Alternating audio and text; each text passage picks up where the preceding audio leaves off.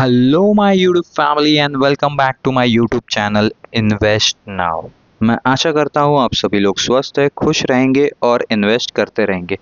आप सभी लोगों से रिक्वेस्ट है, आप सभी लोग मेरी वीडियोस 1.25 या 1.5x की स्पीड पर देखिए। आज का टॉपिक है कैसे कोई मेरा दोस्त भाई बंधु जिनकी सैलरी 10,000 से लेके 15,000 के बीच में है, वो अपनी इन्वेस्टमेंट जर्नी को कैसे शुरू कर सकते हैं। तो चलिए देखते हैं। एंड सबसे मेन चीज़, मैं आप लोगों से एक चीज़ रिक्वेस्ट करूंगा कि मिनिमम 20 से लेके मैक्सिमम 30% अपनी सैलरी का अभी से इन्वेस्ट करना चालू कीजिए।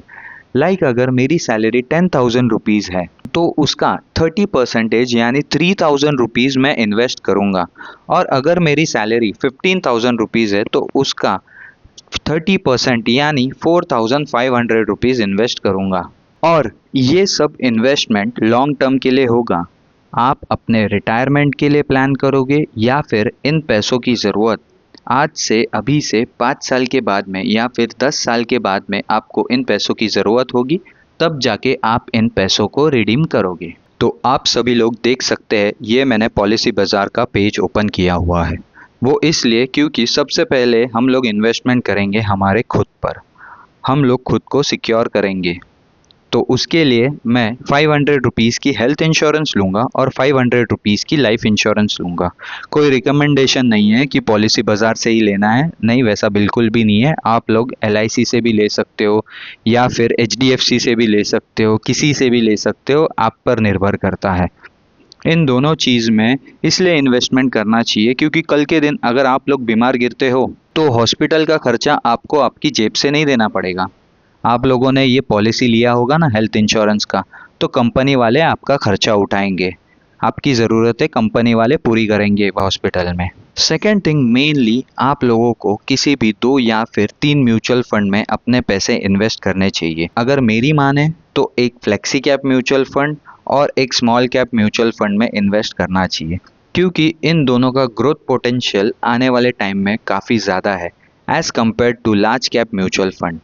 आप सभी लोग देख सकते हैं, मैंने अपने ग्रो के डैशबोर्ड पर Parag Parikh flexi cap fund select किया हुआ है, जो कि मेरा फेवरेट है और कोई रिकमेंडेशन नहीं है। आप लोग अपने हिसाब से, अपने रिस्क बेयरिंग कैपेसिटी के हिसाब से फ्लेक्सी कैप फंड सिलेक्ट कीजिए। आप सभी लोग देख सकते हैं, 1,000 रुपये की मंथली SIP से लगभग 5 साल के बाद में मैंने इन्वेस्ट किया होगा 60,000 रुपीज़ पर, तभी 60,000 रुपीज़ की वैल्यू बढ़कर 1,17,112 रुपीज़ हो गई होगी। Yes, 1,17,112 rupees. वैसे ही मैं अगर Nippon India small cap fund को सिलेक्ट करता हो, जो कि हमारा सेकंड म्यूचुअल फंड होगा, ये भी कोई रिकमेंडेशन नहीं है। सो यहाँ पर भी 1,000 रुपये की मंथली SIP 5 साल के बाद में, लगभग अपने पूरे 5 साल में हमने 60,000 रुपीज़ इन्वेस्ट किए होंगे, पर तभी उन 60,000 रुपीज़ की वैल्यू बढ़कर 1,51,064 रुपीज़ हो गई होगी। Yes, 1,51,064 rupees.